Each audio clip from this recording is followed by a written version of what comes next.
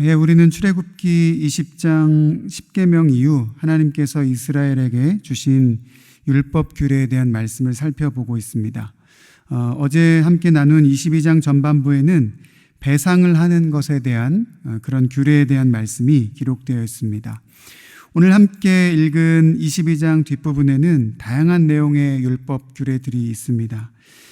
그러나 주제별로 크게 정리를 해보면 세 가지 주제 정도로 정리할 수가 있습니다.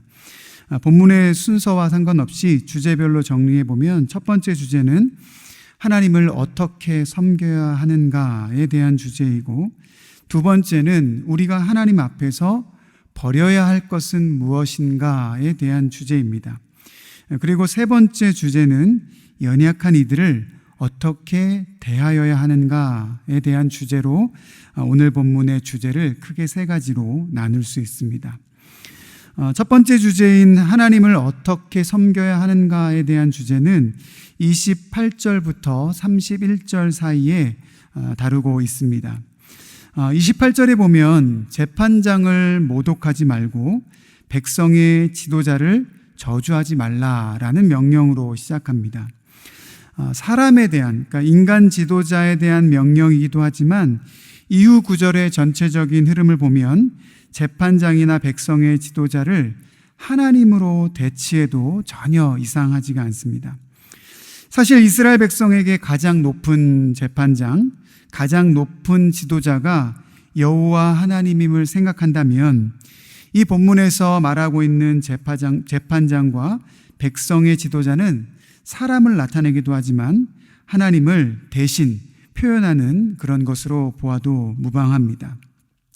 그렇게 보자면 재판장을 모독하지 말고 백성의 지도자를 저주하지 말라라는 이 명령을 긍정적으로 바꾸어서 생각해 보면, 그리고 이 지도자의 하나님을 대신 넣어 생각해 보면 하나님을 존경하고 하나님을 섬기라, 경외하라는 것입니다.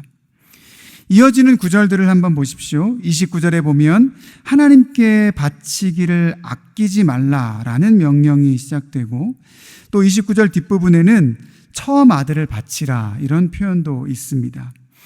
첫 것을 하나님의 것으로 인정하면서 사실상 나에게 있는 모든 것을, 심지어 자녀까지도 하나님의 것임을 인정하라라는 것이죠.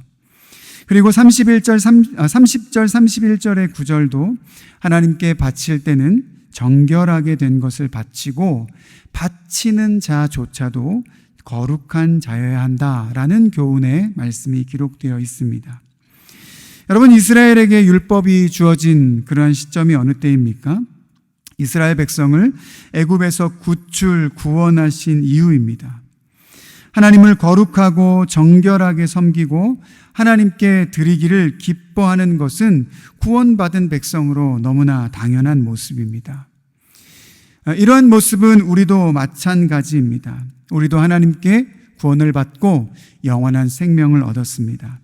구원받은 백성으로 하나님께 드리기를 기뻐하고 나의 모든 것이 하나님의 것임을 인정하며 살아가는 모습이 우리에게 마땅히 필요합니다. 하나님을 모든 것의 주인으로 섬기고 기쁨으로 드리며 살아갈 수 있는 우리 모든 금광의 성도님들 되시기를 주님의 이름으로 축복합니다. 오늘 본문에서 다루고 있는 큰 두 번째 주제는 하나님 앞에서 버려야 할 모습이 무엇인가입니다. 18절에서 20절 구절이 이 주제에 해당하는 규례들인데요.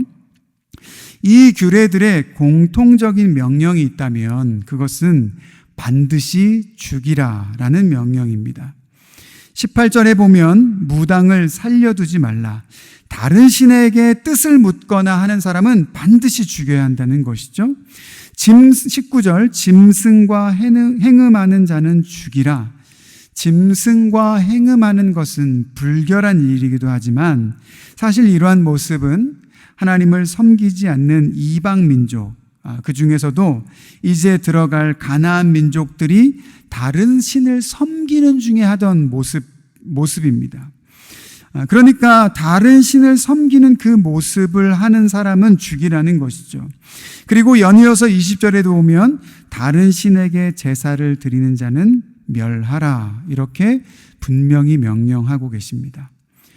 불결하고 부정한 것을 버리라 라는 명령도 포함되어 있기는 하지만 이 18절에서 20절 사이의 구절은 하나님 아닌 다른 것을 섬기는 것을 멸하여야 한다라는 명령입니다. 그래서 이 명령의 끝은 다 죽이라, 반드시 멸하라 라는 구절들로 되어 있습니다. 죽이고 멸하라라는 이 계명이 잔인한 계명 같지만 사실은 이 이방 사람들처럼 다른 신을 섬기는 자를 멸함으로써 그러한 모습이 더 퍼져나가지 않도록, 확산되지 않도록 막으시겠다라는 명령입니다. 하나님이 가장 싫어하시는 것이기에 이런 명령으로 주시는 것이죠. 하나님은 우리를 뜨겁게 사랑하십니다. 그래서 우리가 다른 존재를 사랑하는 것을 절대 참지 못하십니다. 그거야말로 하나님이 우리를 뜨겁게 사랑하시는 그 사랑하심의 표현인 것입니다. 여러분, 우리가 이 고대 사람들처럼, 유대인들처럼 다른 신이나 우상을 섬기지는 않죠. 그러나 우리 마음에 하나님보다 더 사랑하는 것이 있다면 그것이 바로 우상입니다. 물질을 섬기거나 건강을 더욱 사랑하거나 자녀나 가족, 세상의 어떤 것이든 하나님보다 더 마음을 쏟고 하나님보다 더 사랑하면 그것이 바로 우리에게 우상입니다. 우리가 문자 그대로 그런 것을 사랑하는 사람을 살려두지 말라, 반드시 죽이라, 멸하라 이렇게 하지는 않지만 하나님은 다른 것을 사랑하는 그 마음은 살려두지 말고 반드시 멸하라라고 오늘 본문을 통해 우리에게 말씀하십니다. 여러분, 우리 안에 하나님보다 더욱 사랑하는 것이 있다면, 그런 마음이 있다면 오늘 하나님의 명령의 규례처럼 그러한 마음들은 반드시 우리 마음 가운데서 사라지게 하는 그런 믿음을 가지시고 하나님만을 뜨겁게 사랑하시는 금광의 성도님들 되시기를 주님의 이름으로 축복합니다. 오늘 본문 세 번째 주제는 연약한 이들을 어떻게 대해야 하는가에 대한 주제입니다. 먼저 16절, 17절에 보면 약혼하지 않은 처녀와 동침했을 때 그 여인을 어떻게 대할 것인지 그에 대한 규례가 있습니다. 사실 우리가 지금 보면 너무나 나쁜 일을 했고 그 나쁜 일을 한 사람을 돈으로 보상하는 것 말고 다른 어떤 형벌을 주어야 될 것 같지만 사실 이 당시에 이러한 방법으로 이 여인을 대하라라는 것은 사실 돈으로 어떻게 해라라는 것이 아니라 그 여인을 아주 약한 존재로 보고 그 여인을 도우라는 표현입니다. 지금과는 다르게 당시 문화에서는 만약에 이렇게 결혼하지 않은 여인이 만약에 다른 남자와 동침을 했을 때, 그리고 혹시나 그 남자에게 버려지면 이 여인은 사실 당시 문화에서는 어떤 가정에도 속할 수 없는 그런 어려운 환경 가운데 처해 있었습니다. 그래서 반드시 그러한 여인이 있다면 자기의 아내로 삼거나 혹은 그 여인의 부모가 그 여인을 아내로 주기를 허락하지 않으면 물질적인 것으로 이 여인이 살아갈 수 있도록 도와줘야 한다는 거예요. 우리가 이야기는 조금 어려울 수 있지만 당대의 문화의 관점에서 보면 연약한 존재인 이 여인을 함부로 대하지만 말고 반드시 이 여인에 대해서 책임을 지라라는 하나님의 규례로 볼 수 있습니다. 21절과 22절에도 보면 이방 나그네를 압제하지 말라, 22절에도 과부나 고아를 고통스럽게 하지 말라라는 규례들이 이어집니다. 역시 약자들을 돌보라라는 하나님의 뜻이죠. 25절과 28절 사이에도 마찬가지입니다. 돈이 없는 사람이나 가진 것이 없는 사람을 고통스럽게 하지 말고 그들을 도와야 한다라는 것입니다. 여러분, 하나님은 연약한 자를 특별히 사랑하십니다.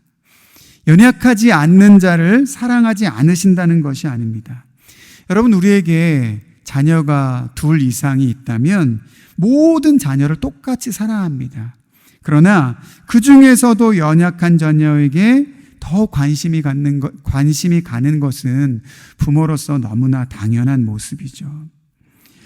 하나님은 연약하고 이 힘없는 자들을 도와야 되는 이유 중에 21절 뒷부분에 보면 우리도 나그네였음을 기억해야 된다라고 이렇게 말씀하십니다.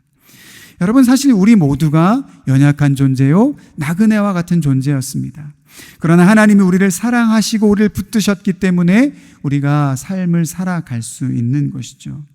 그리고 하나님이 우리를 사랑하셨듯이 연약한 자들을 돌보고 섬기고 사랑하라고 주님께서 말씀하시는 것입니다. 하나님이 더욱 관심을 가지고 사랑하는 그러한 대상을 같은 마음으로 사랑하고 섬길 수 있는 믿음의 성도님들 되시기를 주님의 이름으로 축복합니다. 말씀을 정리하겠습니다.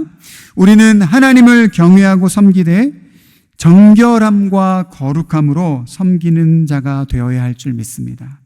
또한 하나님이 가장 싫어하시는 것, 하나님보다 다른 것을 더 사랑하는 마음은 반드시 우리 마음 가운데서 버려야 할 줄 믿습니다. 그리고 하나님이 사랑하시고 관심 갖는 존재들을 하나님의 그 마음으로, 같은 마음으로 사랑하고 섬기는 자가 되어야 할 줄 믿습니다. 우리가 하나님의 이 규례들을 살필 때 문자 그대로 다 지켜야 되느냐 말아야 되느냐 이것을 떠올리기보다 하나님의 큰 뜻을 마음에 품고 그 하나님의 뜻을 우리의 삶에 실천하며 또 행하며 살아가시는 우리 모든 금광의 성도님들 되시기를 주님의 이름으로 축복합니다.